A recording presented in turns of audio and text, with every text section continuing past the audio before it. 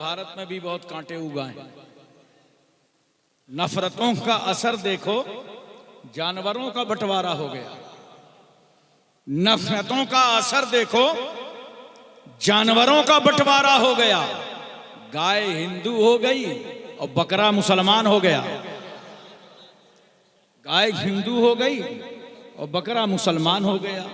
ये पेड़ ये पौधे भी परेशान हो जाएं, ये पेड़ ये पौधे भी परेशान हो जाएं अगर परिंदे भी हिंदू और मुसलमान हो जाएं। सूखे मेवे भी ये देखकर हैरान हो गए। काजू बादाम किशमिश छुआरा चिरौंजी, सूखे मेवे भी ये देखकर हैरान हो गए। न जाने कब नारियल हिंदू और खजूर मुसलमान हो गए।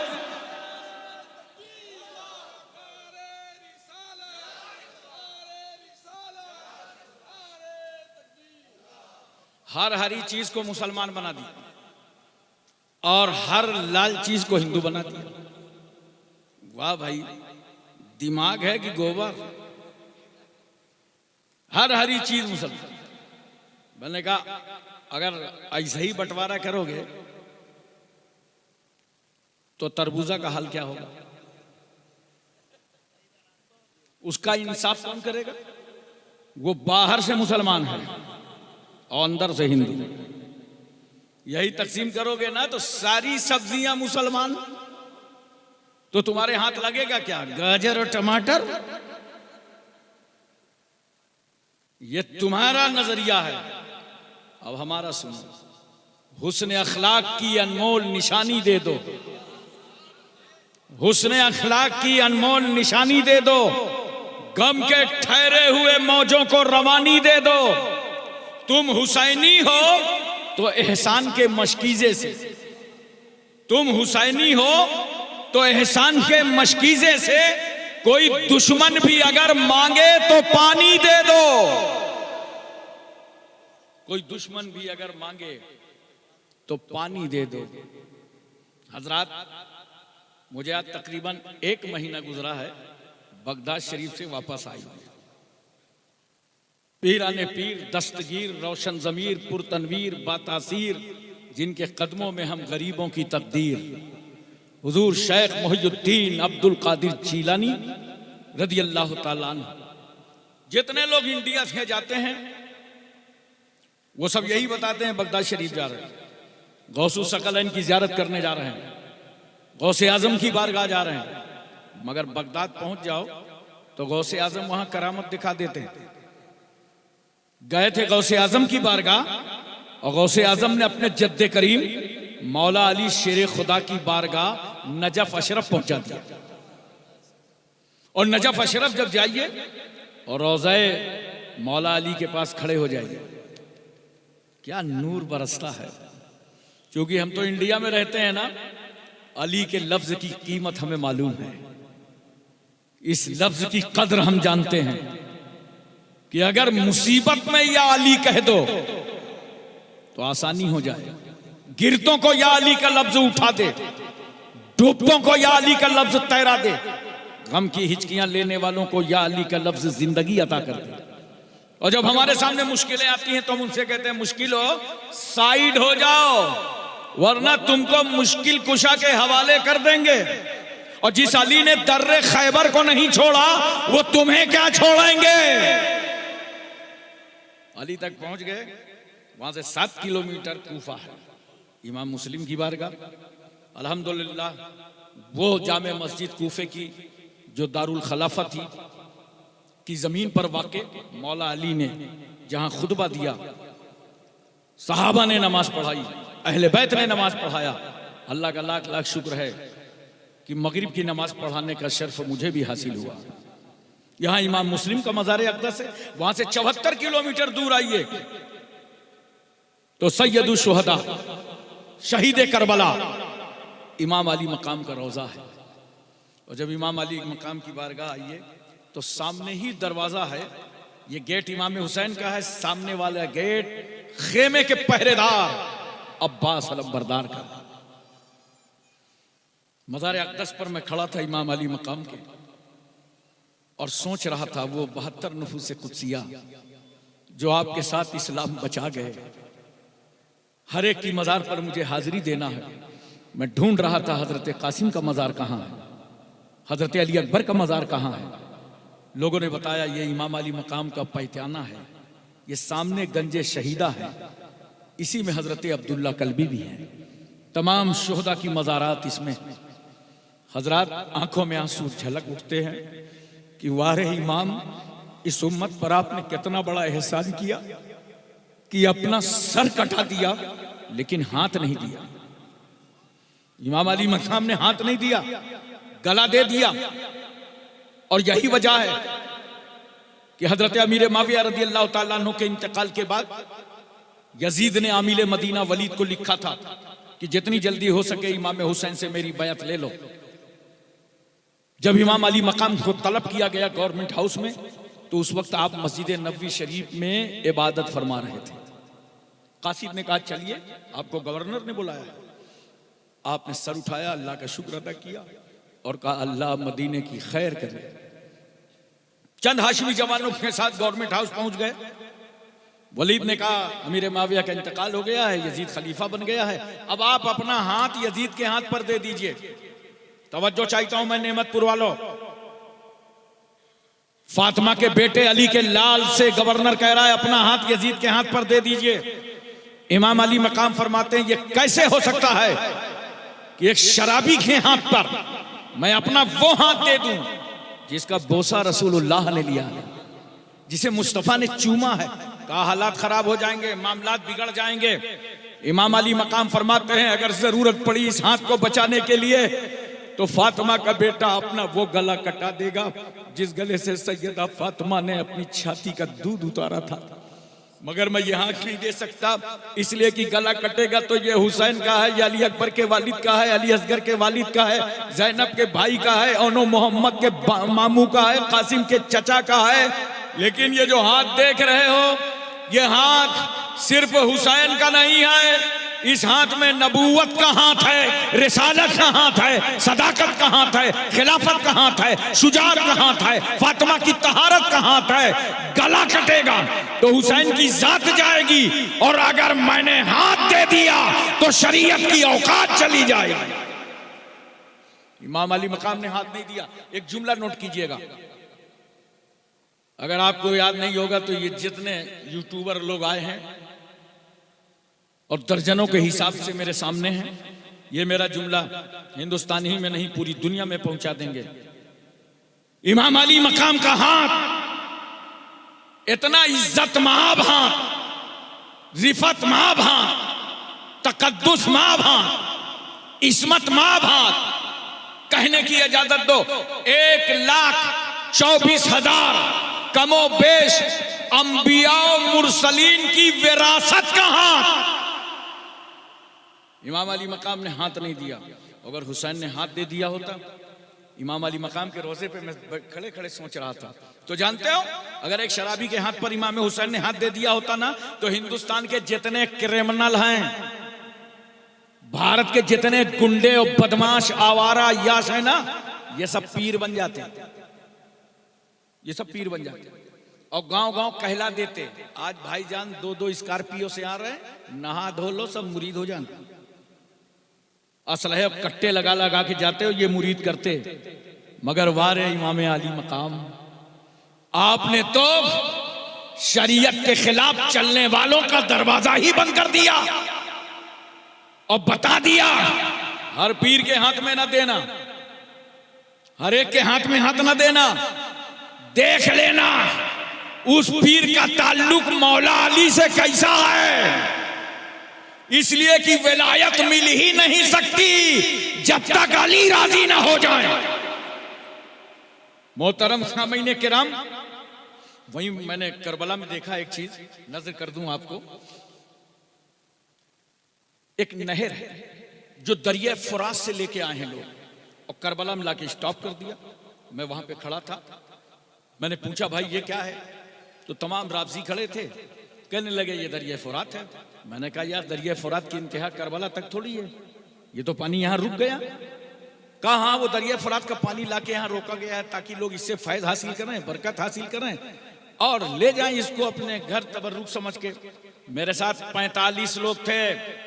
मैंने कहा खबरदार इस दरिया का पानी अपने मुंह से न लगाना, इसलिए कि इस दरिया को अपने लब से हुसैन ने नहीं लगाया, इमाम अली मकाम ने नहीं लगाया, तो हम कैसे लगाएंगे?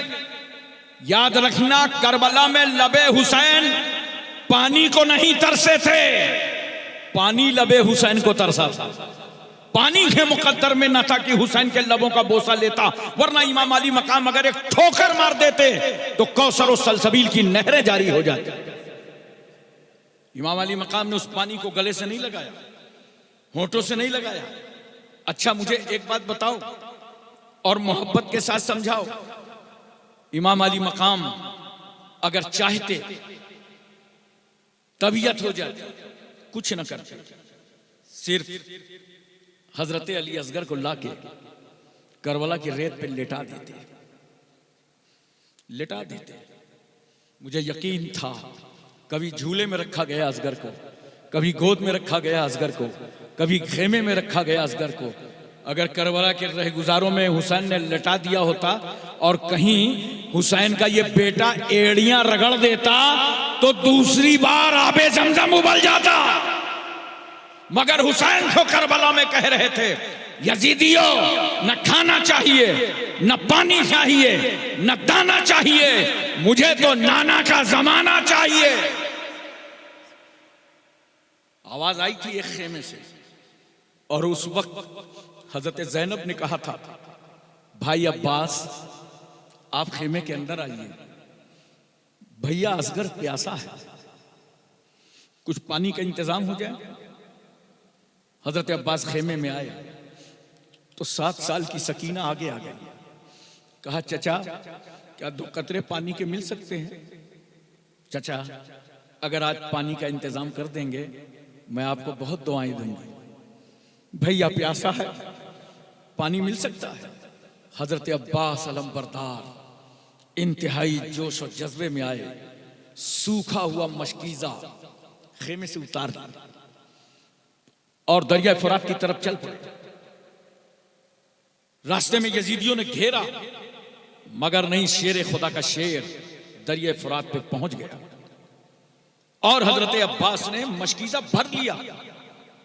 फिर तबीयत चाहिए कि 2 कतरे पानी पी लूं, चुल्लू में उठाया, फिर फेंक दिया। अब अब्बास वो पानी क्या पिएगा जिस पानी को पिए बगैर अली अकबर शहीद हो गए हों, कासिम शहीद हो गए हों। आपने घोड़े की लगाम ढीली कर दी, ये भी प्यासा है, पानी पी ले। घोड़े ने मुंह डाला, पानी पे खींच लिया, उठा लिया मुंह कि मेरे मालिक ने पानी नहीं पिया, मैं भी पानी नहीं पीऊंगा। ये जानवर कितने वफादार थे, इन यजीदियों से वफादार ये जानवर थे। मैं पूछना चाहता हूं, तुम्हें बताना चाहता हूं, जिन पानी के कतरों को अहले बैत ने गले से न लगाया हो, वो पानी वही दरिया फुरात का है। उसकी लहरें बता रही हैं कि करार नहीं है, वरना हुसैन ने अगर लब तक लगाया होता तो दरिया फुरात आज पूरी दुनिया के लिए तबर्रुक बन जाता, बरकत बन जाता, रहमत बन जाता। हजरात उसी इराक में बगदाद शरीफ में एक दरिया है, दरिया दजला। आपने बार बार इन उलमा से सुना होगा। मैं एक बात अर्ज करता हूँ, 50 साल की बात है, ज्यादा नहीं, हम लोग बहुत छोटे छोटे थे।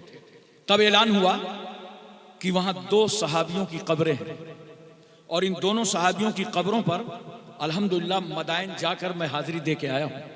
एक हजरत अब्दुल्ला इब्न जाबिर हैं और एक हजरत हुज़ैफा यमनी। इन दोनों सहाबियों ने इराक के वजीर आजम को ख्वाब में जियारत कराई और कहा, सुनो, दरिया दजला का पानी हमारी कब्रों में नमी पैदा कर रहा है, लिहाजा हमारी कब्रें यहां से मुंतकिल कर दो, कहीं ये पानी हमारी लाशों को बहा न। इराक के वजीर आजम ने वहां के मुफ्ती आजम से फतवा लिया, क्या दोनों कब्रों को मुंतकिल कर दिया जाए? उन्होंने फतवा दे दिया, मुंतकिल कर दिया जाए। कहा, सुनिए, अगर आप फतवा देना जानते हैं तो दोनों कब्रों को मैं मुंतकिल करना जानता हूं। ऐलान हो गया पूरी दुनिया में। ये सोशल मीडिया का जमाना नहीं था, ये मोबाइल नहीं थे, प्रिंट मीडिया का जमाना था। रूस, बर्तानिया, अमेरिका, यूरोप, बर्र सगीर, हर जगह से नुमाइंदे पहुंचने लगे कि मुसलमान कहते हैं अल्लाह वाला मर करके भी अपनी कब्र में जिंदा रहता है। आज दोनों सहाबियों की कब्रों को खोदा जाएगा, उन्हें निकाला जाएगा, तो चलो देखें जिंदा हैं कि नहीं। दूर दूर से अतराफ से लोग आकर के जमा हो गए, मगर जब दोनों कब्रों को खोदा गया तो अल्हम्दुलिल्लाह इस तरह कफन में वो लपटे थे, लग रहा था कोई आशिक़े रसूल आंख बंद करके सोया हुआ। स्ट्रेचर लाकर सामने रखा गया कि दोनों कब्रों, दोनों सहाबियों को मुंतकिल किया जाए और स्ट्रेचर पर रखा जाए। जब दोनों सामने स्ट्रेचर रखे गए तो याद रखिएगा, लाशों को हाथ लगाने की नौबत नहीं आई, दोनों लाशें अपने आप उस स्ट्रेचर पे आ गई। मुझे ऐसा लगता है कि उस वक्त बगदाद में कोई ऐसा हाथ ना था जो सहाबी के जिस्म पर टच होता। अल्लाह ने कुदरत कामला का मुजाहिरा फरमाया। दोनों सहाबी स्ट्रेचर पर और दोनों की लाशों को मदाइन में जाकर के दफन किया गया। हजरात, एक बात और मैं आपको बताना चाहता हूं, बोलो पूरी तवज्जो है ना, ज़हन पूरा हाजिर है। ये वही दरिया दजला है, क्योंकि जब मैं अपने होटल से निकलता था आस्ताने के लिए तो आने जाने में दरिया दजला पड़ता था, तो मुझे खूब याद आती थी कि जब हजरत अमीरुल मोमिनीन उमर इब्न खत्ताब का ज़माना था तो यहाँ के गवर्नर ने आपको ख़त लिखा था कि हुजूर दरिया दजला सूख गया है, पानी नहीं है, लोग परेशान हो रहे हैं, खेतियाँ बर्बाद हो रही हैं। तो उस वक्त अमीरुल मोमिनीन उमर इब्न खत्ताब ने पूछा था, क्या हर साल सूख जाता है? कहा हाँ, ये सूख जाता है, और ये जहालत की रस्में यहाँ रखे हैं लोग। जब दरिया सूखता है, गौर से सुनना मेरी माओ, बहनों, बेटियों, तो उस वक्त समाज की एक जवान बेटी को लाया जाता है, खूबसूरत बच्ची को, और उस दरिया दजला पर उसकी भेंट चढ़ाई जाती है, तब जाकर के ये दरिया दोबारा जारी होता है। हजरत उमर कहते हैं अच्छा ऐसा है, तो खत्ताब का बेटा उमर दरिया से कुछ न कहेगा, मैं एक खत लिख रहा हूं, जाके दरिया में डाल देंगे। हजरत उमर ने खत लिखा और लाके गवर्नर ने उस खत को दरिया दजला में डाला। जानते हो खत में क्या लिखा था? दरिया दजला सुन, अगर तू अल्लाह के हुक्म से जारी होता है तो फारूक आजम तुझसे कोई सवाल नहीं करता, और अगर तू गुमराह करना चाहता है, अपने पावर इख्तियार से जारी हुआ है, तो उमर कहता है अब कोई बेटी की भेंट ना चढ़ाई जाएगी, तू जारी हो जा। अल्हम्दुलिल्लाह खत रखते ही दरिया में वो दरिया जारी हो गया। हजरात, कभी भी अल्लाह ताला आपको तौफीक दे तो बगदाद शरीफ जरूर जाइएगा जियारत के लिए। हम जिस इमाम की तकलीद करते हैं हजरत इमाम आजम रहमतुल्लाह ताला अलैह, इनका मज़ार पाक भी बगदाद ही में है। हजरत शेख साहबुद्दीन का मज़ार बगदाद में है, जुनैद बगदादी का मज़ार बगदाद में है, सिर्री सख्ती का मज़ार बगदाद में है, मारूफ करखी का मज़ार बगदाद में है, इमाम गजाली का मज़ार बगदाद में है, इमाम अबू यूसुफ का मज़ार बगदाद में है।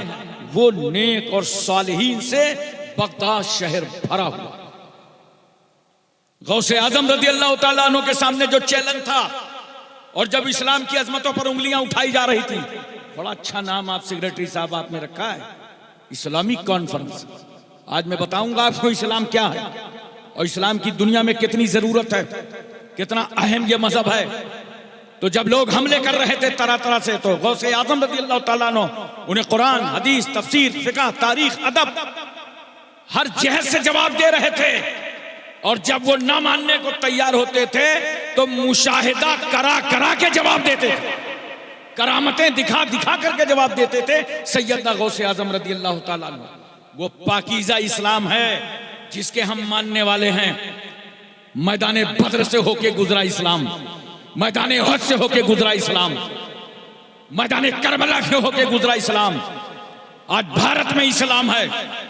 याद रखना, इस्लाम की जितनी मुखालफत की जाती है, इस्लाम उतना ही कामयाब होता है।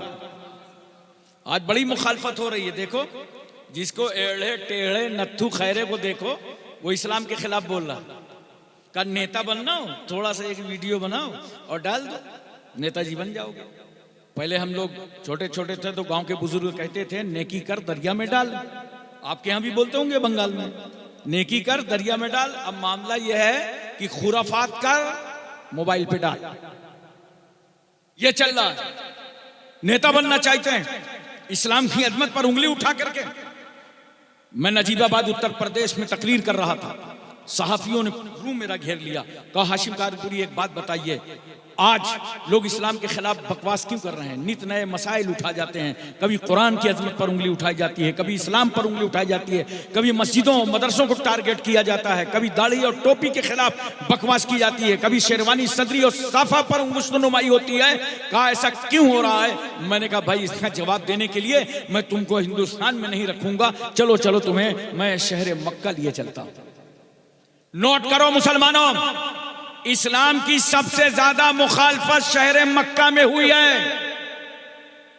सबसे ज्यादा बकवास इस्लाम के खिलाफ मक्के शहर में हुई है। मेरा पैगंबर समाज के सामने खड़ा हुआ, 40 साल की उम्र मुकम्मल, अल्लाह के रसूल मक्के वालों से कहते हैं क्या ख्याल है मेरे बारे में, क्या राय है, क्या इरादा है? मक्के वालों ने कहा या रसूल अल्लाह आप अमीन हैं और सादिक हैं, आप अमानतदार हैं और सच्चे हैं, कभी आपको झूठ बोलते नहीं पाया। नबी करीम सल्लल्लाहु अलैहि वसल्लम फरमाते अगर मैं बता दूं कि पहाड़ की पुष्ट से कोई आ रहा है तो क्या मान जाओगे? क्या सरकार आप झूठ बोलते ही नहीं? तो पैगंबर ऐलान करते हैं या अय्युहन्नास कुलू ला इलाहा इल्लल्लाह तुफ्लिहू, ऐ लोगों अल्लाह को एक मानो तुम सब कामयाब हो जाओगे। ये ऐलान मेरे नबी का करना था कि जान के नाले पड़ गए, घर से निकलना मुश्किल हो गया, मुतमव्वल सरदार कत्ल का बेड़ा उठाने लगे, नबी के खिलाफ तहरीकें चलने लगी, आंदोलन छेड़ दिया गया, पैगंबर के मानने वालों को सताया जाने लगा, रसूल सल्लल्लाहु अलैहि वसल्लम के जिस्म मुबारक पे उजड़ी डाल दी गई, चादर का फंदा बना के गले में घसीटा गया, रसूल सल्लल्लाहु अलैहि वसल्लम का समाजी बाइकाट कर दिया गया। ये बातें इसलिए बता रहा हूं मुसलमानों, कितने सब्र के बाद इस्लाम 2 कदम आगे बढ़ता है। समाजी बाइकाट कर दिया गया मेरे पैगंबर सल्लल्लाहु अलैहि वसल्लम का, और इन लोगों ने बाइकाट ऐसे नहीं किया था, बाज़ाब्ता एक रजिस्ट्री शुदा कागज तैयार हुआ और जिस कागज पर लिखा था ऐ मोहम्मद सल्लल्लाहु अलैहि वसल्लम हम आपका समाजी बाइकाट करते हैं, हमारी मौतो जिंदगी में आप शरीक ना होंगे, हम आपकी मौतो जिंदगी में शरीक ना होंगे। और उस कागज को जानते हो कहां रखा गया? काबे की छत पे लटका दिया। मेरे रसूल सल्लल्लाहु अलैहि वसल्लम चंद सहाबा के साथ शेबे अबी तालिब की घाटी में चले गए। समाजी तौर पर पैगंबर का बाइकाट, रसूल सल्लल्लाहु अलैहि वसल्लम तना नहीं, साथ में सहाबा हैं, चंद औरतें हैं, बच्चे हैं, मकान खाली करके घाटी के अंदर आ गए। चंद दिनों तक खाने पीने का सामान था, खत्म हो गया। पोजीशन यहां तक हो गई कि औरतों की आंखों में गड्ढे पड़ गए, बच्चों के होठों में पपड़ी आ गई। भूख की शिद्दत से सहाबा ने पेट में पत्थर बांध लिए। तने नाज़नीए मुस्तफा पर भी पत्थर बंधा था। मेरे पैगंबर फरमाते मेरे सहाबा खाने पीने का कोई सामान नहीं तो जाओ बाजार जाओ, मार्केट जाओ, वहां से खरीदारी कर लाओ। सहाबा जब बाहर निकले तो क्या देखा? जरा दुश्मनी की हद देखिए, इंसानियत के खिलाफ बर्ताव देखिए। जब सहाबा पहुंचे तो क्या देखते हैं कि दुश्मनों ने रेट बढ़ा बढ़ा के खरीदारी कर डाली है। जितना खाने का सामान था बाजार में उसे रेट बढ़ा बढ़ा के खरीद लिया ताकि मुसलमानों तक खाने का सामान पहुंचने न पाए। सहाबा वापस आए, कहा या रसूल अल्लाह वहां तो सारा सामान बिक चुका है, अब कुछ भी नहीं है। मेरे पैगंबर फरमाते हैं मेरे सहाबा अब तुम्हारी क्या राय है, क्या इरादा है, क्या चाहते हो? एक जुबान होकर के सारे सहाबा ने कहा था या रसूल अल्लाह ना हम भूख देखेंगे ना प्यास देखेंगे, मेरे पैगंबर हम सब छोड़ देंगे। या रसूल अल्लाह हम सब छोड़ सकते हैं मगर दामने रसूलुल्लाह नहीं छोड़ सकते। पैगंबर हम आपका दामन नहीं छोड़ सकते। तो मेरे रसूल सल्लल्लाहु अलैहि वसल्लम उस घाटी के अंदर से गैब दानी का मुजाहिरा करते हैं। और जानते हो पैगंबर क्या फरमाते हैं? कहते हैं मक्के वालों जो कागज तुमने काबे की छत पर लगाया था उसके सारे हुरूफ दीमक चाट गई है, सिर्फ अल्लाह का नाम बाकी है। एक बार तो बोल दो सुभान अल्लाह। अल्लाह के नाम पे एक बार तस्बीह पढ़ लो, अल्लाहु अकबर, अल्लाहु अकबर, ला इलाहा इल्लल्लाह वल्लाहु अकबर, अल्लाहु अकबर, वलिल्लाहिल हम्द। कहा रसूल ने सिर्फ अल्लाह का नाम बाकी है। मक्के के शोरमाओं ने कहा कि मोहम्मद सल्लल्लाहु अलैहि वसल्लम ऐसी गैब की खबरें देते रहते हैं। उधर से अबू जहल आ रहा था। उसने कहा क्या प्रॉब्लम है? कहा कुछ नहीं सरकार, उस घाटी के अंदर है, वो कह रहे हैं कि सारे हुरूफ दीमक चाट गई है, सिर्फ अल्लाह का नाम बाकी है। अबू जहल ने कहा यार उतार के देखने में क्या जाता है, उतारो। अबू जहल की नीयत साफ नहीं थी। वो सोच रहा था ऐसा कैसे हो सकता है कि कागज के अंदर की बात मुस्तफा जाने रहमत घाटी से पढ़ ले, आज तो मजाक उड़ाने का मौका मिल जाएगा। अबू जहल इस फिक्र में पड़ा था। मगर उस कागज को उतार करके जब लोगों ने देखा तो क्या देखा कि सारे हुरूफ दीमक चाट गई है, सिर्फ खुदा का नाम बाकी है, सिर्फ अल्लाह का नाम बाकी है। पैगंबर सल्लल्लाहु अलैहि वसल्लम घाटी से बाहर आए। तरह तरह के मजालिम के पहाड़ मेरे पैगंबर पर तोड़े गए, गालियां दी गई, मजनू कहा गया, पागल कहा गया, पत्थर मारे गए, रास्ता तंग किया गया। रसूल सल्लल्लाहु अलैहि वसल्लम को हिजरत करना पड़ा, पैगंबर ने घर छोड़ दिया।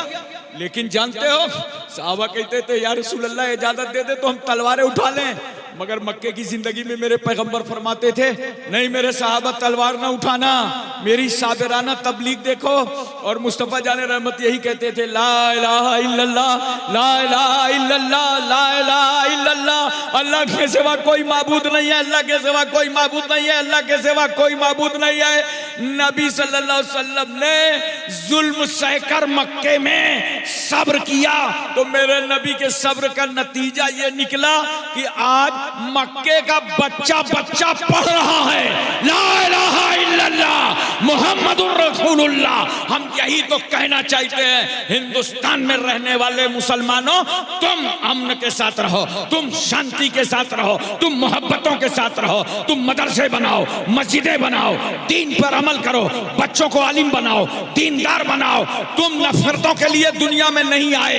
ये लोग जो मुखालफत कर रहे हैं और इस्लाम का मजाक उड़ा रहे हैं, मैं गारंटी से कहता हूं कि 50 साल न गुजरेंगे इंशाअल्लाह सबसे ज्यादा इस्लाम अमेरिका में नजर आएगा, बर्तानिया में नजर आएगा, इस्राइल में नजर आएगा, भारत में नजर आएगा। जहां जितनी मुखालफत होगी इस्लाम वहां उतना ही कामयाब नजर आएगा। इस्लाम को पौधा है, जितना ही काटोगे उतना ही हरा होगा। लेकिन इस्लाम अपने अंदर दाखिल करो, एक सच्चे मुसलमान बनके जिंदगी गुजारो। रास्ते से निकलो, पत्थर पड़ा हो तो उठा के किनारे कर दो, कोई बीमार हो उसके काम आ जाओ, कोई ज़ईफ हो उसका सहारा बन जाओ, ताकि दुनिया देख के तुम्हें कहे कि मुसलमान है। स्पेन का वो चौराहा मेरी नजरों के सामने है कि एक पादरी चौराहे से निकल रहा था तो देखा बहुत भीड़ लगी है। लोगों से पूछा यह मजमा कैसे लगा? कहा यहां से एक 80 साल का बूढ़ा जा रहा था और रास्ते में एक पत्थर पड़ा था, पत्थर से टकराया और उसका इंतकाल हो गया। वो तो मर गया, उसकी रूह निकल गई। पादरी ने कहा यह मेला उसकी मौत को देखने आया है? कहा हादसाती मौत थी इसलिए लोग जमा हो गए हैं। कहा चलो मुझे भी दिखा दो। पादरी जब उस लाश पर पहुंचा तो उसकी आंखों से आंसू बह रहे थे, उजारो कतार रो रहा था। लोगों ने पूछा क्यों रो रहे हो, क्या रिश्तेदार है? कहा नहीं रिश्तेदार नहीं है, मुझे अफसोस है। मरने वाले तू पत्थर से टकरा के मर गया। ऐसा लगता है कि इस रास्ते से कोई मुसलमान नहीं गुजरा। तो लोगों ने कहा क्यों, मुसलमान गुजरा होता तो कहा मलकुल मौत का रास्ता रोक लेता। कहा मलकुल मौत का रास्ता ना रोकता, मगर एक सच्चा मुसलमान इस रास्ते से निकला होता तो बीच रास्ते में जो पत्थर पड़ा था उसे उठा के वो किनारे कर देता। ये शान है इस्लाम के मानने वालों की। इस्लामी कॉन्फ्रेंस में आए हो, सच्चे मुसलमान बन के बस जिंदगी गुजारो। इस्लाम तलवार से नहीं फैला, इस्लाम अखलाक से फैला, मोहब्बत से फैला, प्यार से फैला। और आप पढ़ते नहीं, अपने उलमा की सोहबतें नहीं इख्तियार करते। कोई अगर बाजार में पूछ ले इस्लाम के बारे में कि इस्लाम कैसे फैला है तो आप कहोगे मौलाना साहब से मिलेंगे, पूछेंगे तो बताएंगे। नहीं नौजवानों, ये इतनी बड़ी बड़ी जो कॉन्फ्रेंसें कराई जाती हैं, ये हमारे सेक्रेटरी साहब, सदर साहब, मेंबरान महीनों से परेशान हैं। बोलो, एक एक दो दो रुपए चंदा जमा करके मस्जिद बन जाए, मदरसा बन जाए, बेचैनो बेकरार है। महफिल को क्या बुक्के नूर बना दिया है। इनका मकसद क्या है? मकसद यह है कि इस्लाम तरक्की करे। बोलो मोहब्बत से, मुसलमान तरक्की करे, इस्लाम आगे बढ़े। इस्लाम तलवार से नहीं फैला, वरना मुझे जवाब दो, जिस वक्त उमर इब्न खत्ताब ने दारे अरकम में जाकर रसूलुल्लाह के कदमों पर कलमा पढ़ा था, तो तलवार किसके हाथ में थी? बोलो। इस्लाम धीरे धीरे फैल रहा था, आहिस्ता आहिस्ता। 4 मुसलमान, 14 मुसलमान, 34 मुसलमान, 39 मुसलमान। और अरबों के यहाँ एक माहौल था, अगर किसी जमात में 40 मुसलमान हो जाएं तो वो रजिस्टर्ड बॉडी हो जाती थी। जैसे हम लोग सोसाइटी ट्रस्ट का रजिस्ट्रेशन कराते हैं, 7 आदमी 11 आदमी, इसी तरह अरबों के यहाँ अगर किसी जमात के साथ 40 आदमी हो जाएं, बॉडी रजिस्टर्ड। जब 39 मुसलमान की खबर पूरे मक्के में फैली तो घबरा गए अरब के नेता। कहा अगर एक और कलमा पढ़ लेगा तो मुसलमानों का रजिस्ट्रेशन हो जाएगा। कहा रोको इस्लाम, अब कोई मुसलमान ना होने पावे। पूरी मीटिंग रख दिया इस्लाम रोकने के लिए। तवज्जो चाहता हूं, कभी मायूस मत होना। इस्लाम वो रफ्तार रखता है, कोई ताकत उसे रोक नहीं सकती। पूरी मीटिंग, और रखा कहां मीटिंग? काबे में। बड़े बड़े नेता जमा हुए मक्के के, अबू जहल जैसे भाजपाई सब आ गए। रोको इस्लाम, कोई मुसलमान ना होने पाए, कलमा ना पढ़ने पाए। और खुदा की रहमत मुस्कुराने लगी। मक्के वालों, तुमको क्या हो गया? मेरे महबूब के खिलाफ मेरे ही घर में। वहां इन लोगों ने तय किया कि मोहम्मद सल्लल्लाहु अलैहि वसल्लम का सर कलम कर दिया जाए। अपनी अपनी तजवीजें रखी। और वहां से उमर इब्न खत्ताब उठे मारे जोश के। अरब के शोरमाओ, अरब के जिया लोग, अरब के बहादुरों, हमारी तुम्हारी खामोशी का नतीजा ये कि 39 मुस्लिम हो गए। अब खत्ताब का बेटा किसी को मुसलमान ना होने देगा। उमर ने फिजाओं में तलवार लहराया। कहा जा रहा हूं पैगंबर का सर कलम करने के लिए। न नबी होंगे, न जमात होगी, न नमाज होगी, न इस्लाम फैलेगा। उमर कहते अब हम किसी को मुसलमान ना होने देंगे। खुदा की रहमत मुस्कुरा पड़ी। उमर, तुम किसी को मुसलमान नहीं होने दोगे? चलो चलो मेरे महबूब की बारगाह चलो, अब हम तुम ही को मुसलमान करेंगे। उमर इब्न खत्ताब चल पड़े। रास्ते में हजरत अब्दुल्ला इब्न नौइम से मुलाकात हो गई। उमर को देखा, इब्न नौइम ने पूछा उमर कहां जा रहे हो? बड़े गुस्से में नजर आ रहे हो। क्या यार, क्या बताएं, इस्लाम फैल रहा है मक्के में, 39 लोग मुसलमान हो गए, इस्लाम रोकने जा रहा हूं पैगंबर की बारगाह में। उमर इब्न खत्ताब बता रहे हैं। इब्न नौइम कहते हैं अमा यार, पहले अपने घर की खैरियत तो मालूम करो। आज तो तुम्हारी बहन फातिमा मुसलमान हो गई। कहा मेरी बहन फातिमा? कहा, लेकिन वो उमर समझदार थे तो पहले अपने घर की खैरियत मालूम करने चले गए। और हमारे हिंदुस्तान में कुछ नेता हैं, इतने नासमझ हैं कि रात दिन इस्लाम के खिलाफ और दामाद बने बैठे। रात दिन इस्लाम के खिलाफ। उमर समझदार से चले गए। दरवाजे पे पहुंचे बहन के, दरवाजा खटखटाया। बाहर उमर और अंदर बहन फातिमा कुरान पढ़ रही है। अरे बोलो यार सुभान अल्लाह। बाहर कुरान पढ़ा, अंदर कुरान पढ़ा जा रहा। उन्होंने दरवाजा खटखटाया। बहन ने, वो साहबी जो कुरान सिखाने गए थे, उनको साइड किया और दरवाजा खुला। देखा उमर। कहा भाईजान तुम कहां? मुझे मालूम है तुम मुसलमान हो गए। कहां भाईजान? हमने तो पढ़ दिया कलमा ला इलाहा इल्लल्लाह मुहम्मदुर रसूलुल्लाह। क्या उमर का डर नहीं था? उमर का खौफ नहीं था? कहा भाईजान, जिस दिल में खुदा का खौफ होता है वो जमाने से बेखौफ हुआ करता है। मुअर्रिख लिखता है कि उमर ने तमाचा उठाया ताकतवर और बहन के चेहरे पर मारा। गाल सूज गए, कान की बालें टूटकर जमीन पे गिर गईं, खून निकल पड़ा। मगर थी तो उमर ही की बहन। उनकी जुर्रत और हिम्मत को सलाम। वो कहती हैं भाईजान, तमाचा मारकर चेहरा मोड़ा जा सकता है, मगर इस दिल को कौन मोड़ेगा जिसमें अल्लाह रसूल की मोहब्बत उतर गई। जब उमर ने देखा कि मेरी बहन का इतना लगाव इस्लाम से है तो कहते हैं बहन अच्छा मुझे भी कुरान सुनाओ। तो डायरेक्ट कुरान नहीं सुनाया, समझदार लोग बैठे हैं जरा तवज्जो कीजिएगा, बहन ने डायरेक्ट कुरान नहीं पढ़ाया बल्कि कुरान पढ़ने के लायक बनाया। कहा नहाना धोना पड़ेगा, इसको छू नहीं सकता कोई नापाक आदमी, गुस्ल करना पड़ेगा। ये हमारे मुल्क के मौलवी ना समझ हैं, जबरदस्ती टोपी पहनाने लगते हैं। उमर को कुरान सुनने सुनाने के लायक बनाया और जब पढ़ा बहन ने कुरान और भाई ने सुना कुरान, उमर के दिल की दुनिया बदलने लगी। उमर कहते हैं मैं अरबियन हूं, एक नंबर का फसीहुल अरब हूं, लेकिन आज इस जुबान को सुनने के बाद लगता ऐसा है ये मक्के और मदीने वालों की जुबान नहीं है, ये तो आसमानी किताब है।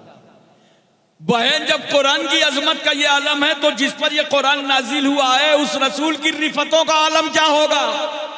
मुझे नबी के पास ले चलो, मुझे रसूल के पास ले चलो। बहन लेकर के गई, उमर पहुंचे, हजरत सरकार सल्लल्लाहु अलैहि वसल्लम की बारगाह, बड़े बड़े सहाबा ईमान ला चुके हैं, अजिल्ले सहाबा की नजर पड़ी। कहा या रसूल अल्लाह उमर आ रहे हैं, दिन के दुश्मन आ रहे हैं, दिन के बागी आ रहे हैं, आज मेरे पैगंबर का तेवर बदल गया। और रसूल फरमाते हैं सुनो, अगर उमर आ रहे हैं तो आने दो, अगर उमर की नियत और इरादा साफ सुथरा है तो रसूल के कदम हाजिर हैं, और अगर उमर की नियत में कोई गड़बड़ी होगी तो आज उमर ही की तलवार होगी, उमर ही का सर होगा। पहले यहां पे एक बात बता दो मुझे, नेमतपुर भगवानपुर वालों, पूरी तवज्जो है ना। मैं अपनी बहनों से कह रहा हूं इस वक्त, अपनी बेटियों से कह रहा हूं इस वक्त, अपनी माओं से कह रहा हूं इस वक्त, उमर की बहन ने कुरान पढ़ा तो भाई की तकदीर बदल गई। बहन ने कुरान पढ़ा तो भाई की तकदीर बदल गई। बेटियों और बहनों, अपने अपने घर की टीवी के पर्दे को पर्दा डाल दो और नमाज पढ़ो पाबंदी से पंजगाना। कुरान पढ़ो अपने घर में, किचन में कुरान पढ़ो, बेडरूम में कुरान पढ़ो, जहां रहो कुरान पढ़ो। क्यों? उमर की बहन ने तो कुरान पढ़कर सिर्फ भाई का दिल बदला था, आज अगर हिंदुस्तान की हर बेटी कुरान पढ़ेगी तो पूरी कौम की तकदीर बदल जाएगी। उमर पहुंच गए नबी सल्लल्लाहु अलैहि वसल्लम के पास, खड़े हो गए। उमर ने नबी को देखा, नबी ने उमर को देखा। पैगंबर ने मुस्कुरा के पूछा उमर क्या ईमान लाने की उम्र नहीं आई? ये सुनना था कि कदमे रसूल में गिरे का सरकार पढ़ा था। दाखिले इस्लाम हो गए, मुशर्रफ भाई इस्लाम हो गए। मैंने कहा उमर बहुत ताकत और पावर में काबे से मीटिंग करके चले थे, आपकी तलवार बड़ी ताकतवर थी, हुआ क्या? कहा नबी का चेहरा देखा, नबी का अखलाक देखा, नबी की सोबत में गया तो मेरे लोहे की तट तलवार के टुकड़े टुकड़े रसूल के अखलाक की तलवार न कर दिए। उमर ने कलमा पढ़ा, 40 मुसलमान हो गए। कहने दो, इस्लाम की बॉडी को रजिस्ट्रेशन दिलाने का नाम फारूक आजम। मुसलमानों मुसलमान बन जाओ बस। इस्लामी कॉन्फ्रेंस में आने वालों अपना किरदार इस्लामी कर लो, एक सच्चे मुसलमान बनो। इस्लाम तलवार से नहीं फैला, इस्लाम ताकत से नहीं फैला, इस्लाम रुपए पैसे से नहीं फैला, इस्लाम तो मेरे आका के किरदार से फैला है, मेरे आका के अखलाक से फैला है। और जितने ये औलिया किराम हैं, खुश नसीब हो बंगाल के लोगों, बड़े खुश नसीब हो, खास तौर से मालदा में रहने वालों, मालदा का जिला पाने वालों, तुम पड़ोसी हो मखदूम अलाउल पंडवी के, तुम पड़ोसी हो अखी सिराजुद्दीन आईना हिंद के। इतनी बड़ी बड़ी हस्तियां तुम्हें मिली हैं। इन बुजुर्गों ने कौन सी फौज ला करके रखा था? बताओ मुझे, कौन से असलहे और हथियार थे? नहीं, मदीने का किरदार लाए थे, मक्के का प्यार लाए थे। आज पूरा इलाका नूरुन अला नूर नजर आ रहा है।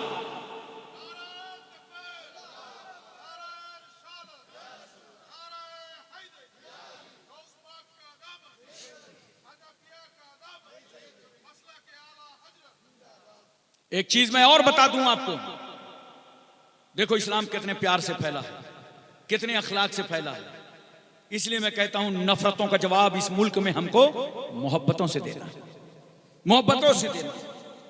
4 तबके समाज के ऐसे हैं जो किसी के अकीदतमंद नहीं होते, उनको किसी से अकीदत नहीं होती।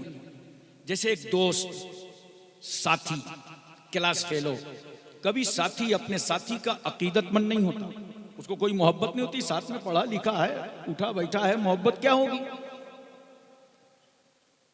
अगर आपका दोस्त कामयाब हो जाए, IAS PCS हो जाए, और जब आपसे मुलाकात होगी ना तो आप बाहों से बाहें डाल देंगे, कैसे हो, क्या हाल चाल है। उसको खराब लगेगा, अबे मेरी पोस्ट नहीं समझ रिया, मैं जिला अधिकारी हूं। मगर नहीं, दोस्त की नजर में तो दोस्त दोस्त होता है, साथी की नजर में तो साथी साथी होता है। इसी तरह बीवी शौहर की अकीदतमंद नहीं होती, इल्ला माशाअल्लाह। इतना खामोश हो, लगता है सबकी बीवियां बहुत अकीदतमंद हैं। बीवी कभी शौहर की अकीदतमंद नहीं होती। देखो, ये हमारे इमाम साहब हैं, सेक्रेटरी साहब हैं, मौलवी साहब हैं, उलमा हैं। जब आप किसी के घर मिलाद में, जलसे में, कॉन्फ्रेंसों में जाते हो ना, तो घर वाले कितना एहतमाम करते हैं, चादर बदल दी गई, सफाई कर दी गई, आइए आइए तशरीफ लाइए, आइए इमाम साहब आइए, मुबारक कदम रखिए, मुकद्दस कदम रखिए, बोलो। लेकिन अभी नहीं, जब मैं कानपुर चला जाऊं तब इनसे पूछना, जब ये अपने घर जाते हैं कभी बीवी बोली आइए आइए तशरीफ लाइए, आइए मुबारक कदम रख दीजिए, मुकद्दस कदम रख दीजिए, जल्दी आ जाइए। कभी बीवी बोली? बीवी की नजर में तो शौहर शौहर होता। इसी तरह बच्चे बड़ों के अकीदतमंद नहीं होते। देखो, जो बच्चे पीछे होंगे सलाम होगा सबसे आगे। इंक्वायरी करो आए कहां से, रास्ते से कि तुम्हारी टांगों के अंदर से, क्योंकि बच्चे बड़ों के अकीदतमंद नहीं होते। इसी तरह इंडिया में नौकर, अरबों में गुलाम। नौकर कभी अपने मालिक का अकीदतमंद नहीं होता। इस चक्कर में रहिएगा नहीं, हाथ बांधे खड़ा, यस सर, जी सर, हाँ सर, और अंदर ही अंदर कुड़ रहा है कि 6 बज गया है, छोड़ेगा कब? क्योंकि नौकर को मालिक से अकीदत नहीं होती। आओ इस्लाम, पाकीज़ा इस्लाम, आओ पैगंबर इस्लाम को देखो, आओ रहमत आलम को देखो। समाज के ये 4 तबके किसी के अकीदतमंद नहीं होते। दोस्त अपने साथी का अकीदतमंद नहीं, बीवी शौहर की अकीदतमंद नहीं, बच्चे बड़ों के अकीदतमंद नहीं, नौकर अपने मालिक का अकीदतमंद नहीं। मगर कुर्बान जाओ उस रहमतुल लिल आलमीन पर, कुर्बान जाओ मुस्तफा जाने रहमत पर कि मेरे रसूल ने सबसे पहले अपने करीबी दोस्त अबू बकर से कलमा पढ़वाया। मेरे नबी ने औरतों में सबसे पहले अपनी बीवी खदीजतुल कुबरा से कलमा पढ़वाया। बच्चों में सबसे पहले मौला अली शेरे खुदा से कलमा पढ़वाया। आला हजरत फाजिले बरेलवी लिखते हैं 8 साल से लेकर 10 साल तक की हजरत अली की उम्र है। पैगंबर फरमाते हैं अली रात में खदीजा को देखा था, हाँ या रसूल अल्लाह, नमाज पढ़ते देखा था, हाँ या रसूल अल्लाह। ये कौन सा सिस्टम है, हाथ का उठाना, हाथ का बांधना, हाथ का खोलना, पेशानी जमीन पर रख देना। सरकार फरमाते अली मैं अल्लाह का नबी बनकर आया हूं, और जिसने मुझे नबी बनाया है ये उसकी इबादत का तरीका है। का सरकार पढ़ा दीजिए। ज़ैद इब्ने हारिसा गुलाम है, पैगंबर को देखा, का सरकार पढ़ा दीजिए।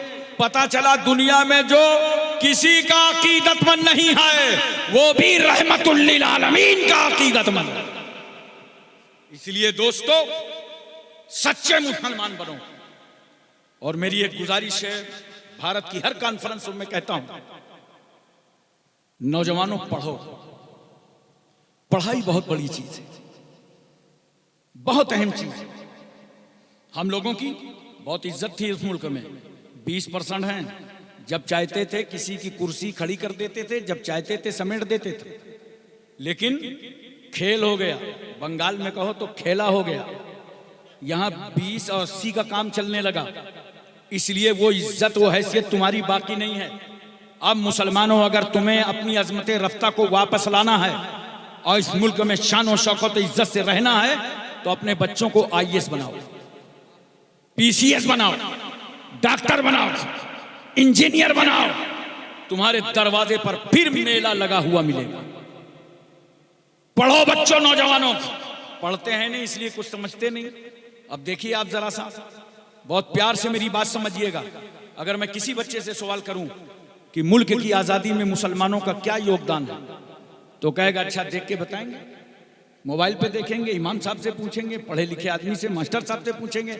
नहीं नौजवानों, इन जलसों में सब तुम्हें बताया जाता है।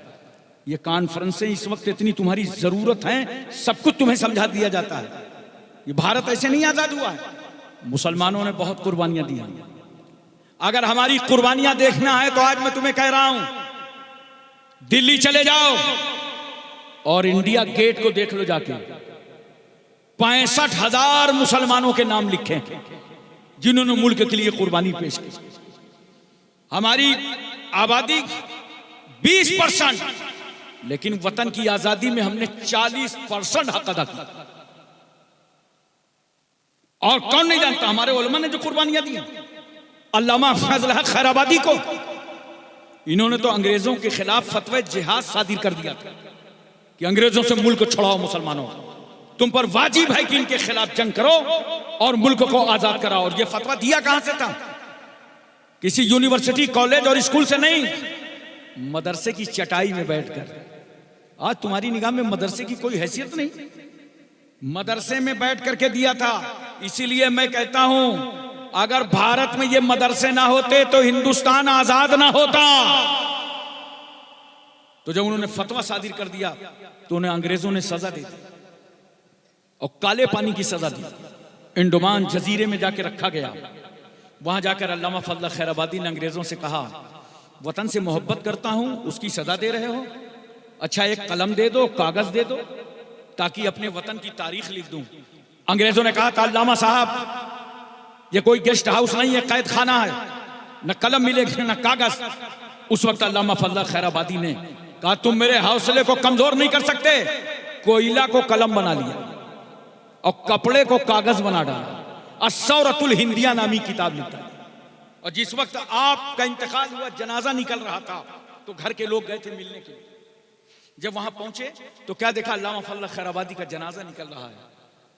लोगों ने कहा, तुम्हारा बेटा तो मर गया, इंतकाल कर गया, वतन की मोहब्बत में चला गया।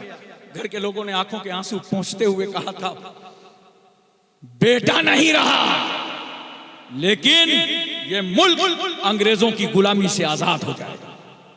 मेरा बेटा मरते मरते आजादी का पाठ पढ़ा के चला गया। मुफ्ती इनायत अहमद साहब काकोरवी को कौन नहीं जानता? जब वो काले पानी की सजा काट के निकल रहे थे तो उनके दोनों हाथों में किताबें थी। एक हाथ में तवारीख हबीब-ए-ला, एक हाथ में इल्मुस्सेगा। ये किताबें आज अरबी मदरसों में पढ़ाई जाती हैं। समझ में आ रहा है मुसलमानों, तुमने कितनी कुर्बानी दी है इस वतन को आजाद कराने के लिए। मौलाना लुत्फुल्लाह शाह अलीगढ़ी को कौन नहीं जानता? ये मौलाना सैयद अहमद अशरफ कचौचवी के उस्ताद हैं, जिन्होंने इशार पेश किया, तब जाकर के ये वतन आजाद हुआ। मौलाना सैयद काफी मुरादाबादी को मुरादाबाद के चौराहे पर अंग्रेजों ने फांसी के फंदे पर लटकाया था, तो उस वक्त आला हजरत फाजिल बरेलवी बरेली में कह रहे थे, ए लोगो, सैयद साहब की रगों में पहले ही से खून हाशमी मोजजन था, लो वतन पर कुर्बान हो गया। मौलाना फैजुर रसूल बदायूनी, मुफ्ती सदुद्दीन आजुर्दा, मौलाना लियाकत अली साहब इलाहाबादी, हमारे इन बुजुर्गों ने, अकाबिरीन ने कुर्बानियां दी हैं, तब भारत आजाद हुआ है। बहादुर शाह जफर के 2 बच्चों की गर्दनें काट करके दस्तरखान पर रखी गई थी, तब हिंदुस्तान आजाद हुआ है। हमारी माएं बेवा हुई हैं, तब भारत आजाद हुआ है। हमारे बच्चे यतीम हुए हैं, तब हिंदुस्तान आजाद हुआ है। इसलिए हम बताना चाहते हैं, जान और दिल से जिंदा रहो मुसलमानों, और बता दो इन्हें कि हम भारत के किराएदार नहीं हैं, बल्कि भारत के हिस्सेदार हैं, जमींदार हैं, हकदार।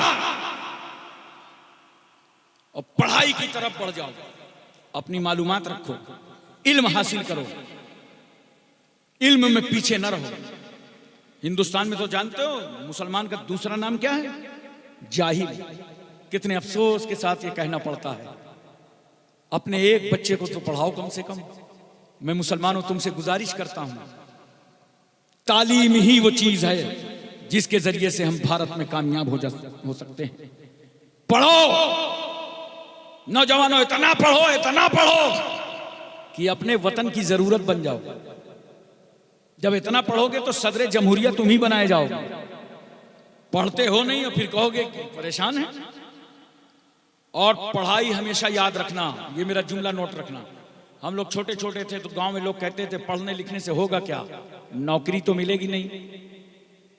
नोट करो मेरा जुमला, नौकरी के लिए कभी ना पढ़ना, बल्कि अल इल्म नूरुन, इल्म रोशनी है, जहालत अंधेरा। पढ़ा नौकरी के लिए नहीं जाता, पढ़ा इसलिए जाता है कि जहालत के अंधेरों से बाहर निकल के आओ तो नौकरी भी मिलेगी, बिजनेस भी करोगे, तिजारत भी करोगे और मोहल्ले में रोशनी फैलाओगे और अपने वतन में रोशनी फैलाओगे। और अगर तुमने नौकरी के नियत से पढ़ा और नौकरी न मिली, कितने लोग नौकरी करेंगे? 140 करोड़ का मुल्क है और नौकरी जानते हो तकरीबन 6 करोड़ लोग करते हैं। पूरा भारत नौकरी तो कर नहीं सकता। अब नौकरी के नियत से पढ़ा है, नौकरी नहीं मिली तो फिर क्या करोगे? तुम होगे, कमरा होगा, पंखा होगा, रस्सी होगी, काम तमाम। यही लोग कर रहे हैं, खुदकशी कर रहे हैं, क्योंकि जिस काम के लिए पढ़ा था वो काम ही मकसद नहीं पूरा हो रहा।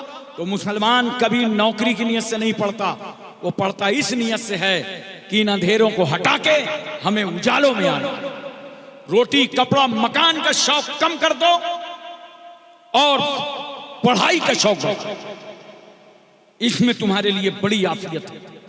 ये इतनी बड़ी बड़ी कॉन्फ्रेंसें इसीलिए की जाती हैं कि नौजवानों को मैसेज जाए, नौजवानों के हौसले बढ़े, उनका दिलो दिमाग ताजा हो। इसलिए मैं तुमसे गुजारिश करता हूं, पढ़ो मोहब्बत से। मुसलमान करते क्या हैं? हाई स्कूल इंटर तक पढ़ते हैं। ज्यादातर हमारे बच्चे इंटर तक पढ़ेंगे और वो भी फेल हो जाएंगे, घर में आके रोएंगे। माँ पूछ रही क्या हुआ? अम्मा फेल हो गए। क्यों बेटा, मेहनत तो करते थे। तो अब जवाब क्या दे रहा है? अरे मुसलमान है ना। देखा कैसे भेदभाव की बात कर रहा है, नफरतों की बात कर रहा है। अबे तेरा नाम लिख के नहीं गया था इम्तिहान में, रूल नंबर गया था।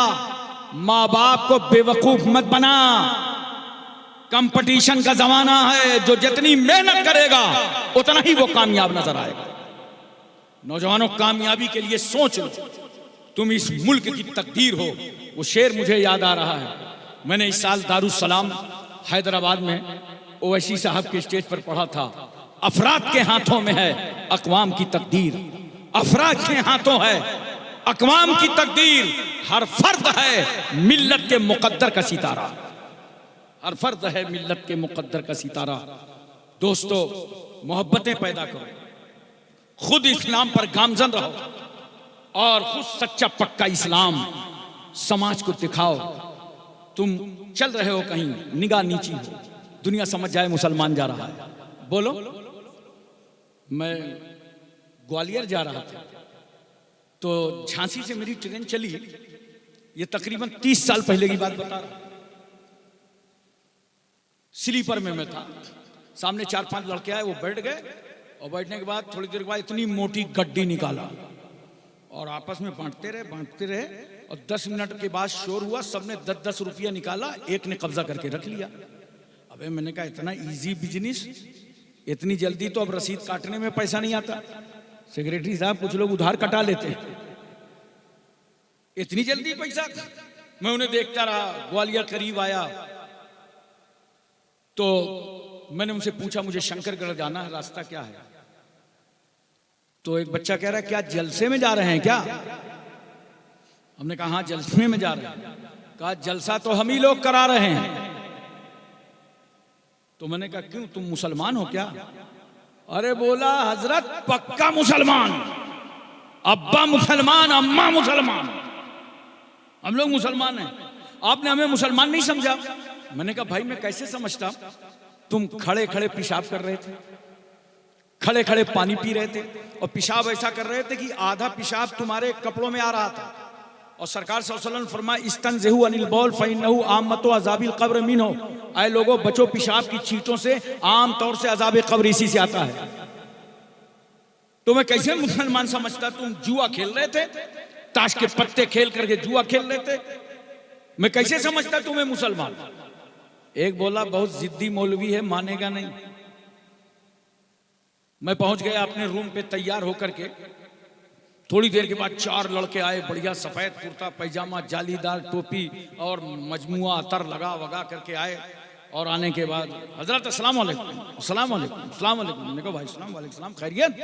कहा वही मुसलमान हैं जो ट्रेन में मिले थे, आप मान ही नहीं रहे थे। तब बड़े प्यार से उन बच्चों को बैठा के मैंने समझाया था। मैंने कहा बच्चों समझो, और आज आपको भी बता रहा हूं, नौजवानों को बता रहा हूं, इस्लाम तारुफ कराने की चीज नहीं है कि आप तारुफ कराएं और बताएं कि मैं मुसलमान हूं, मैं मुसलमान हूं, मैं मुसलमान हूं। नहीं, इस्लाम अपनी जात में दिखाने की चीज है। तुम्हारा लिबास बताए तुम मुसलमान हो, अजान हो मस्जिदों की तरफ दौड़ जाओ पता चल जाए तुम मुसलमान हो, जलसे में तुम्हें आवाज दी जाए तहारत के साथ आ जाओ दुनिया समझ जाए मुसलमान है, रास्ते में चल रहे हो निगाह नीची हो दुनिया समझ जाए कि तुम मुसलमान हो। मुसलमान होना इस्लाम दिखाया जाता है, बताया नहीं जाता। इस तरह जिंदगी गुजारो और इस तरह अपने आप को सच्चा पक्का मुसलमान बनाओ। अब जरूरत है कि हम इस्लाम के पूरे सांचे में ढल जाएं। देखो मेरे पैगंबर सल्लल्लाहु अलैहि वसल्लम ने जितने समाज के हुकूक अता किए, आप नबी करीम सल्लल्लाहु अलैहि वसल्लम को पढ़िए, सीरत तैयबा को उलमा से सुनिए, इन जलसों में शिरकत किया कीजिए, तो आपको पता चलेगा किस तरह इस्लाम आगे बढ़ता चला गया। 25 साल की उम्र थी मेरे पैगंबर की, और 25 साल की उम्र में सरकार सल्लल्लाहु अलैहि वसल्लम ने एक इनकलाब बर्पा किया था इस दुनिया में। नबी करीम सल्लल्लाहु अलैहि वसल्लम ने जब आंख खोला मक्के के समाज के सामने, तो क्या देखते हैं रसूल सल्लल्लाहु अलैहि वसल्लम कि मक्के के लोग एक बेवा औरत को मनहूस समझते हैं। अगर शौहर मर जाए ना तो उसको क्या करते थे, 4 दीवारियों में कैद कर देते थे और कहते थे तू सामने मत आना। कोई आदमी अगर बेवा को देख लेता था तो वो वापस चला जाता था, कहता था आज कारोबार में मत जाओ, आज तजारत में कोई फायदा ना होगा। मैंने एक बेवा को देखा है, इतना रुलाया गया था समाज में इस बेवा को। सुनो, रूह निकल जाए तो एक बार मौत, और अगर किसी के एहसास को ललकारा जाए तो हर सेकंड में मौत। सहेली की बारात आई है, शहनाई बज रही है, हाथों में मेहंदी लगी है, मगर बेवा अपने घर में तड़प रही है, रो रो के कहती है परवरदिगार आलम मेरे शौहर का इंतकाल हो गया तो मेरा कसूर क्या था, मेरी खता क्या थी, मेरा जुर्म क्या था। अब मैं किसी के घर की रहमत बरकत नेमत बीवी नहीं बन सकती। समाज रुला रहा था इस बेवा को। 25 साल का पैगंबर मक्के के समाज पर खड़ा हुआ और नबी सल्लल्लाहु अलैहि वसल्लम फरमाते हैं, ए लोगों, आप कोई बेवा रुसवा ना होने पाएगी। मेरे रसूल सल्लल्लाहु अलैहि वसल्लम की उम्र 25 साल की, नजरों के सामने 40 साल बेवा खदीजतुल कुबरा, और मेरे रसूल ने अपना पहला निकाह 40 साल बेवा के साथ करके दुनिया को बता दिया कि जिस औरत को तुमने अभागन समझा था, मुस्तफा ने उसे सुहागन बना दिया। देखो मेरे सरकार सल्लल्लाहु अलैहि वसल्लम ने। और एक बात और सुनो, नबी करीम सल्लल्लाहु अलैहि वसल्लम ने जो निकाह फरमाया, नींद तो नहीं आ रही आपको? नहीं बताइए, मोहब्बत से बताइए, उसका इलाज भी मेरे पास है। नींद तो नहीं आ रही किसी को? तवज्जो कीजिए जरा सा। सरकार सल्लल्लाहु अलैहि वसल्लम की अज़वाजे मुतहरात में हजरत खदीजतुल कुबरा, हजरत आयशा सिद्दीका, हजरत सौदा, हजरत हफ्सा, उम्मे सलमा, उम्मे हबीबा, मैमूना, ज़ैनब, ज़ैनब बिन्त खजीमा, हजरत जुवैरिया, हजरत सफिया, ये अज़वाजे मुतहरात। रसूल सल्लल्लाहु अलैहि वसल्लम ने बेवा से निकाह किया, तवज्जो कीजिए। वहीं मेरे पैगंबर ने तलाक शुदा से निकाह किया। बेवा से निकाह किया ताकि बेवा औरत से निकाह करना मेरी उम्मत के लिए सुन्नत हो जाए, और तलाक शुदा से निकाह किया ताकि तलाक शुदा से निकाह करना मेरी उम्मत के लिए सुन्नत रसूल बन जाए। अब मुझे बताओ, जिस बेवा को मुस्तफा ने नवाजा हो, जिस तलाक शुदा औरत से रसूल ने निकाह करके इज्जत दी हो, अरे वो बेवा और वो तलाक शुदा औरत आई लव मोहम्मद न कहेगी तो कौन कहेगा? बोलो मोहब्बत के साथ। सरकार सल्लल्लाहु अलैहि वसल्लम ने कुंवारी आयशा सिद्दीका से निकाह फरमाया ताकि मेरी उम्मत के लिए कुंवारी औरत से भी निकाह करना सुन्नत रसूल बन जाएगा। अच्छा एक बात और सुन लो यहां पर, फिर मैं वही कहूंगा कि इन जलसों से सीख के जाया करो। इस्लामी कॉन्फ्रेंस में आए हो।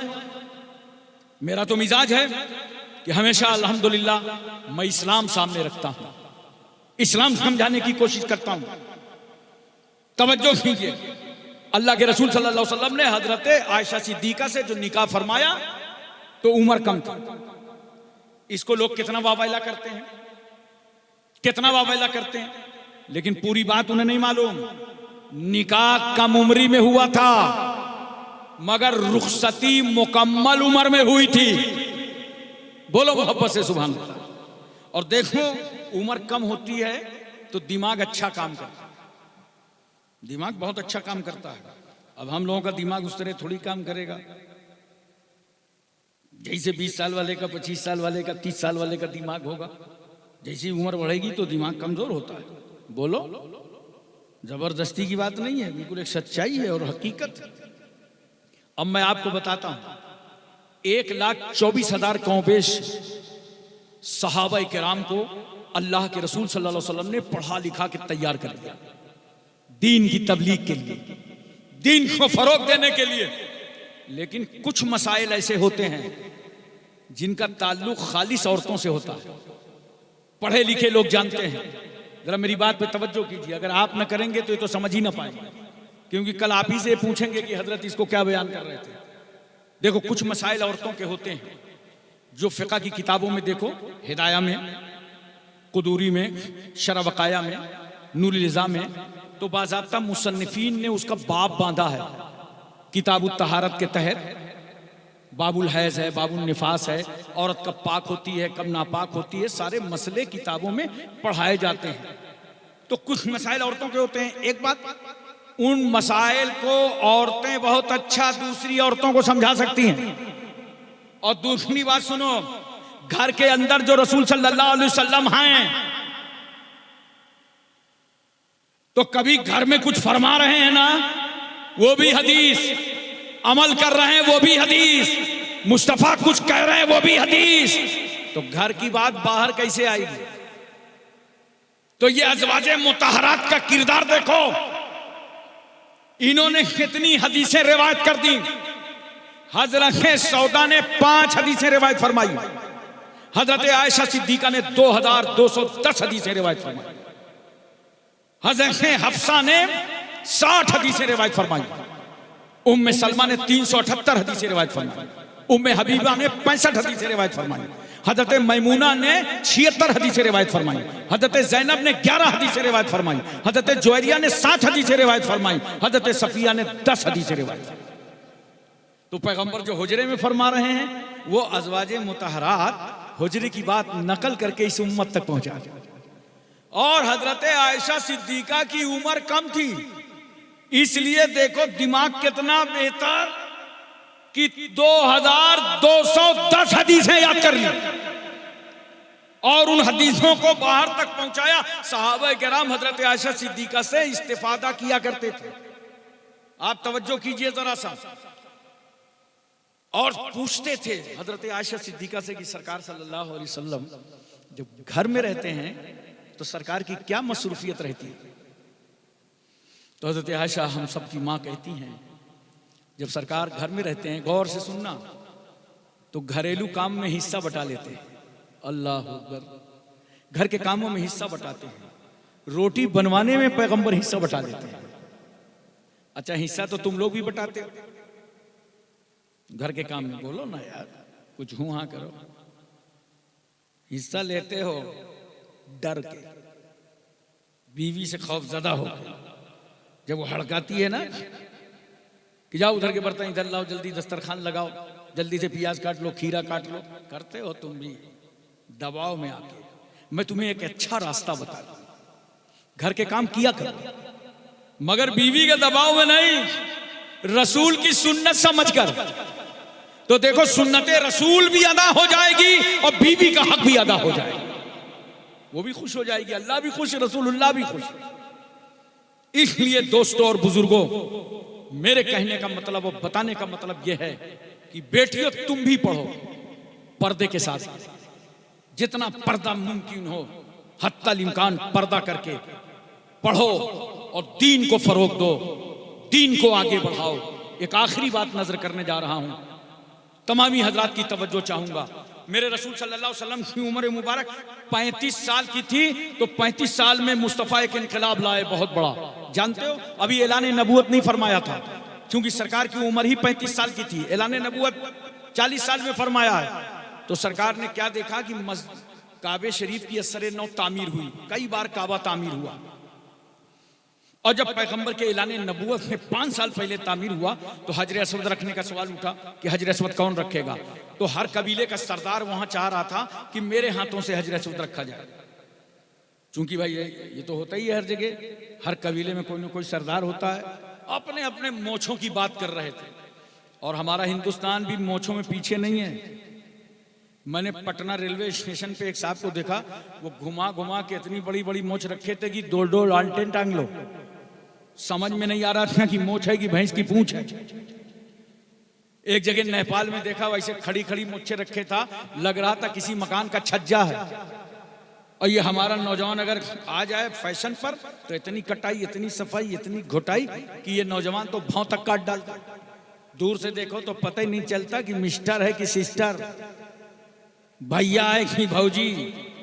पूरा मक्के का समाज अपने अपने मोछों की बात कर रहा था, मेरे हाथों से हजर असवद रखा जाएगा, मेरे हाथों से हजर असवद रखा जाएगा। एक समझदार इंसान ने ऐलान किया, कहा ठहरो, ऐलान कर दो शहर मक्का में कल सुबह जो सबसे पहले काबे में आएगा उसी के हाथों से हजर असवद रखा जाएगा। सुबह हुई तो सब तो खर्राटे की नींद उड़ा रहे थे। सबसे पहले पहुंच गए आका मौला जनाब मोहम्मद रसूलुल्लाह, सरकार पहुंच गए। तो सरकार ही का तो हक था कि अपने मुकद्दस हाथों से नसब फरमा देते, मगर इसके बावजूद देखो मेरे पैगंबर का इंसाफ, कैसे अदल इंसाफ की जड़ें रसूलुल्लाह ने इस दुनिया में मजबूत की। पैगंबर ने क्या तालीम दी उम्मत के लिए। सरकार चाहते खुद नसब कर देते, किसी को हक के एतराज ना होता, मगर मेरे नबी फरमाते हैं लाओ एक चादर लाओ, चादर पे हजर असवद को रख दो और ऐलान कर दो पूरे मक्के में, जिस कबीले का सरदार चाहता हो कि मेरे हाथों से हजर असवद रखा जाए, वो उठे और चादर का कोना थाम। अब जिसने चाहा चादर का कोना पकड़ा, सरकार सल्लल्लाहु अलैहि वसल्लम ने अपने हाथ से नसब फरमा दिया। मैं आपसे पूछना चाहता हूं, पैगंबर ने इतने लोगों को चादर क्यों पकड़ाया था? यह इजाजत सरकार ने क्यों दी थी? सिर्फ मक्के के लोगों की दिलजोई नहीं किया था, बल्कि मेरे पैगंबर ने 25 साल की उम्र में मक्के की धरती पर जमहूरियत की बुनियाद रख दी थी, डेमोक्रेसी की बुनियाद पैगंबर ने रख दी थी। और आज भी सारे झगड़े खत्म हो जाएंगे। मेरा ये फार्मूला लेके जाओ, जब कोई काम किया करो, मस्जिद का हो, मदरसे का हो, जलसे का हो, खानका का हो, ईदगाह का हो, दरसगाह का हो, तो जरा चादर लंबी रखा करो, और जो चाहे उसे चादर का कोना पकड़ा दिया करो। अब पूरी चादर तुम अपने ही हाथ में ले लोगे तो जाहिर सी बात है कोना किसी को नहीं मिलेगा, तो इख्तिलाफ हो जाएगा। अगर कोना पकड़ाते रहोगे तो इंशाअल्लाह कभी इख्तिलाफ ना होगा, दीन बढ़ता जाएगा, मुसलमान तरक्की करता जाएगा। वाखिर दावाना अनिल हम्दुलिल्लाहि रब्बिल आलमीन। अस्सलाम वालेकुम।